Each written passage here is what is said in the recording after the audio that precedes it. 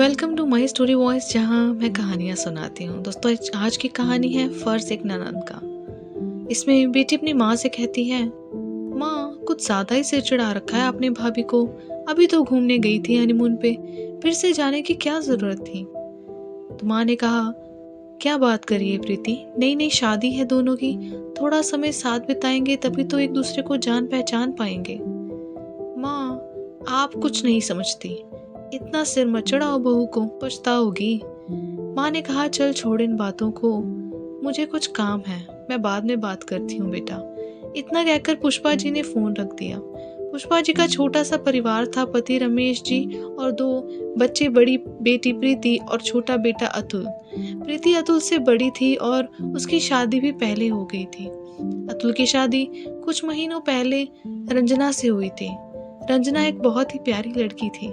पुष्पा जी भी रंजना को बहुत प्यार से रखती। प्रीति को भी रंजना बड़ी ननद का मान सम्मान देती, लेकिन प्रीति खुद को बड़ी ननद होने का दर्द रखती। प्रीति घर की अकेली बेटी और पहली संतान थी, सो अपने पिता का खूब दुलार पाया, जिसके कारण तेज स्वभाव और मुंह फट हो गई थी। प्रीति के स्वभाव से पुष्पा जी बहुत चिंतित रहती। प्रीति का ससुराल भी उसी शहर में था, तो अक्सर मायके आती जाती रहती। जब भी प्रीति घर पर आती, या तो अपनी माँ को सास होने का एहसास करवाती, कहती सास को सास की तरह रहो। उधर रंजना से पूछताछ कर देती, जैसे रंजना दिन भर क्या करती रहती हो। अगर रंजना कुछ बनाती तो उसमें नुक्स निकालने लगती। एक बार रंजना ने घर के डेकोरेशन में कुछ चेंज किए, जिसकी सबने तारीफ की, लेकिन प्रीति जब घर आई तो आते ही शुरू हो गई। बोली, ये कैसे कलर के पर्दे ले आई रंजना, बिल्कुल मैचिंग नहीं है दीवारों से, मुझे तो बिल्कुल पसंद नहीं है ऐसे कलर। रंजना, तुम्हारी चॉइस तो मुझे बिल्कुल पसंद नहीं आती। प्रीति के ऐसे व्यवहार से रंजना भी चिढ़ सी जाती, लेकिन बड़ी ननद का मान मायके में कम ना हो यह सोच चुप रह जाती। पुष्पा जी सब देख सुन बेहद परेशान होती रहती। इतनी प्यारी बहू को अपनी बेटी के उद्दंड व्यवहार से वो खोना नहीं चाहती थी। पुष्पा जी जानती थी रंजना संस्कारी लड़की है, इसलिए अपनी ननद की सारी नाजायज बातें बर्दाश्त कर रही है। लेकिन जिस दिन यह सब्र टूटा, उस दिन यह घर टूटना भी तय था। पुष्पा जी समझ गई थी कि अब प्रीति को रोकना ही होगा, वरना देर हो जाएगी। कुछ दिनों बाद अतुल के जन्मदिन का अवसर आया। रंजना बहुत खुश थी। शादी के बाद पति का पहला जन्मदिन था।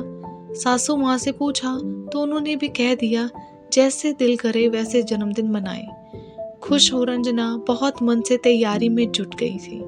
पुष्पा जी से सलाह कर सुबह सत्यनारायण की पूजा और शाम को कुछ करीबी रिश्तेदारों के साथ साथ अपने ननद को भी सपरिवार आने का निमंत्रण भेज दिया। रंजना ने जन्मदिन के लिए तैयारियों में लगी अपनी बहू को अकेले परेशान होता देख पुष्पा जी ने सोचा, अगर प्रीति को बुला लेती तो रंजना की थोड़ी मदद हो जाती।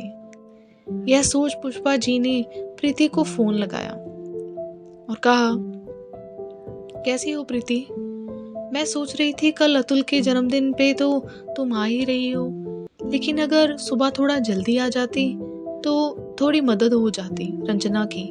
वैसे तो काफी कुछ तैयारी हो चुकी है, साथ में काम वाली भी लगी है, लेकिन सुबह पूजा का प्रसाद और पंडित जी के भोजन में रंजना को मदद की जरूरत पड़ेगी। मेरी भी तबीयत ठीक नहीं, इसलिए तुम जल्दी आ जाती तो मदद मिल जाती तुम्हारी भाभी को। यह सुनते ही प्रीति बोली, अब इतना कुछ करने को किसने कहा था रंजना को, और जब सोच ही लिया है तो करे फिर। इतनी गर्मी में मुझसे नहीं होगा कोई काम वाम। और माँ, आप भी ना, आपकी बहू क्या 10 लोगों का खाना भी नहीं बना सकती, जो आपने मुझे फोन कर दिया। वाह माँ, बहू से इतना मोह और खुद की बेटी से जरा भी मोह नहीं आपको माँ। प्रीति की बातें सुन पुष्पा जी दंग रह गई। कैसी बातें कर रही हो प्रीति, तुम्हारे भाई का जन्मदिन है और रंजना ने नहीं कहा तुम्हें बुलाने को, या मैंने खुद अपनी मर्जी से तुझे फोन किया है। और रही बात इतना कुछ करने की, तो अगर रंजना अपने पति का जन्मदिन बढ़िया से मनाना चाहती है तो इसमें बुराई क्या है? और प्रीति, अगर भूल गई हो तो याद दिला दूं। पिछले महीने जब तेरी सासू माँ हॉस्पिटल में थी, तब रंजना ही थी जो सुबह शाम टिफिन भर भर के खाना हॉस्पिटल में भिजवाती थी, वो भी बिना चेहरे पे शिकन लाए। ये सुनते ही प्रीति ने कहा, वाह माँ, आप तो बहू के गुणगान में लग गई। माना रंजना ने खाना भेजा था तो यह तो फर्ज है उसका, आखिर बड़ी ननद हूं उसकी। प्रीति तैश में अपनी माँ से बहस करने लगी। माँ ने कहा, भाभी के फर्ज तो तुझे खूब मालूम है प्रीति, लेकिन कभी ननद के क्या फर्ज होते हैं यह भी याद कर लिया कर। देख प्रीति, माँ हूँ तेरी, इसलिए तेरी हर बदतमीजी को बर्दाश्त भी कर लूंगी और गलती को माफ भी, लेकिन यह हमेशा याद रखना, रंजना भाभी है तेरी और वो सिर्फ एक सीमा तक ही तेरी बदतमीजी को बर्दाश्त करेगी। मेरी बहू बहुत संस्कारी लड़की है, परिवार जोड़ना उसे आता है और मैं नहीं चाहती कि तेरी नादानियों के कारण तेरा मायका छूट जाए।